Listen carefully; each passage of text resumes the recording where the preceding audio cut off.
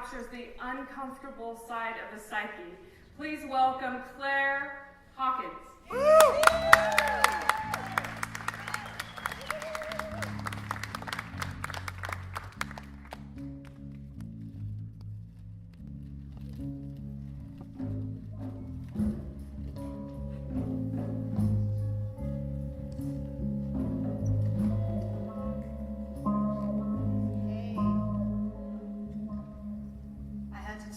I'm not usually used to a band accompanying me, and I had to savor it. And they're really good, aren't they? Really good.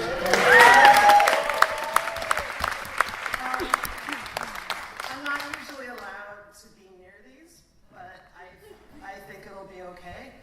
And I don't know if I'm allowed to do this, but I dedicate my piece, Percy Jones, to all the innocent people on death row who are waiting for our tax dollars to murder them. And while we're at it, I dedicate this piece to the people that are there with them, because capital punishment isn't about what crime you've committed, it's about how expensive your lawyer is. There's no wealthy people on death row. We don't murder our rich criminals, we elect them to public office. See, that's why I'm not usually allowed here much. Percy Jones is a no-good, rat-faced, low-down son of a bitch. He's the type of guy that when you see him walk towards you, you cross to the other side of the street. If you're in the bar and Percy Jones walks through the door, you leave your bourbon unfinished and you hightail it out the back way. He's the guy that parents have on their minds when they warn their children not to talk to strangers.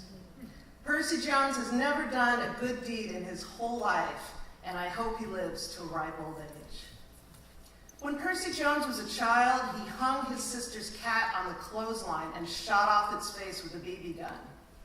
He was known to break into houses, not just to rob, but to smear feces on the walls.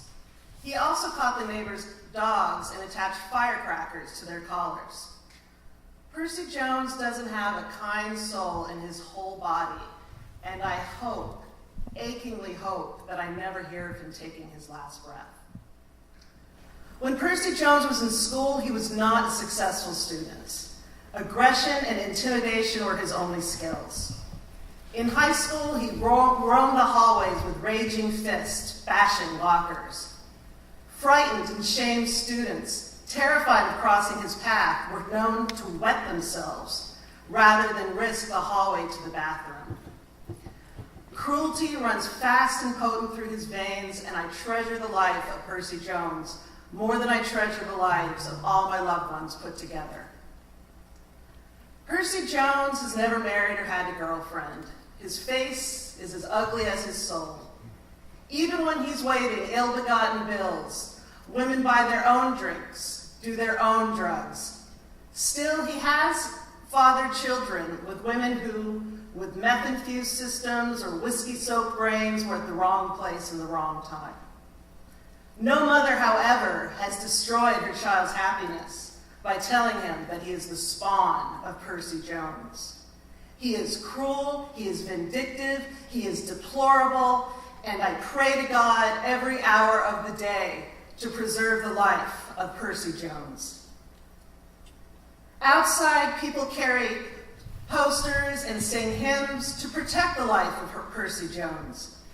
Catholic priests with crooked collars and bad comb-overs passionately preach to their congregations, urging them to stave off the death of Percy Jones. But no one prays harder or more fervently than I do, praying that Percy Jones will awaken in the morning with a long life stretched ahead of him.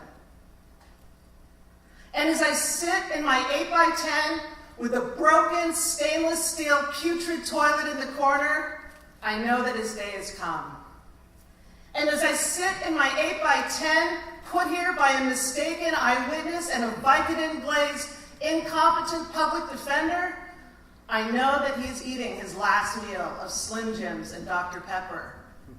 And as I sit in my 8x10, surrounded by rejected appeals and letters from the Innocence Project, I know they are wheeling his gurney down the hallway and into the chamber.